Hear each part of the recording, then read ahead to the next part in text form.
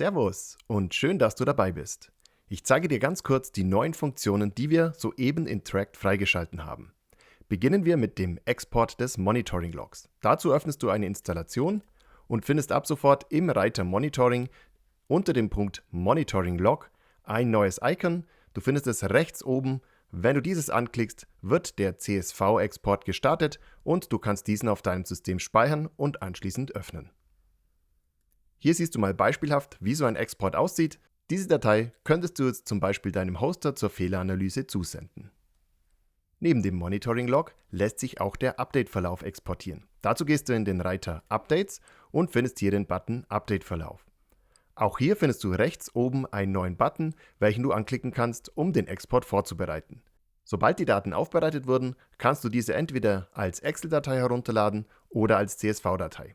Der Unterschied besteht eigentlich nur in den Trennzeichen, das heißt Excel bekommt ein Semikolon und CSV-Dateien werden mit einem Komma exportiert.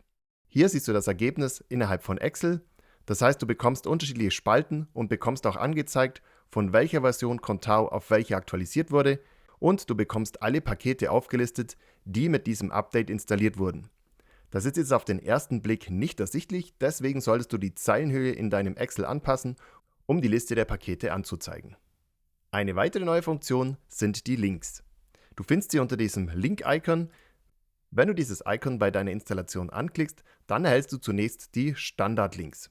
Das wären einmal das Haus für die Webseite öffnen, also quasi dein Frontend, einmal das Contao-Symbol für das Contao-Backend, der Contao-Manager und hier hinten noch das Install-Tool. Wenn du jetzt eigene Links hinzufügen möchtest, dann kannst du das über den Button Verwalten bewerkstelligen. Nun lassen sich beliebige Links zu deiner Installation hinzufügen.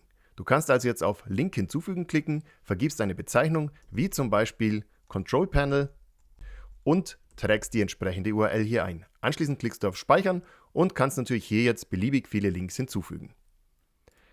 Wenn du nun wieder auf unser Link-Icon klickst, dann siehst du schon, wir haben einen neuen Eintrag und wenn ich diesen nun anklicke, dann wird mir in meinem neuen Tab der Login zu meinem Hosting-Panel geöffnet. In dieser Installation habe ich zum Beispiel mehrere Links ergänzt und ich möchte dir jetzt noch ganz kurz zeigen, wo du diese umsortieren kannst. Das heißt, wenn du hier auf den Verwalten-Bereich klickst, dann hast du hier vorne zwei Icons. Du kannst diese mit der linken Maustaste festhalten und dementsprechend die Reihenfolge deiner Links verändern. Natürlich kannst du Links auch wieder bearbeiten oder löschen, wenn du diese nicht mehr benötigst. Ich wünsche nun viel Spaß mit den neuen Funktionen und bis zum nächsten Mal.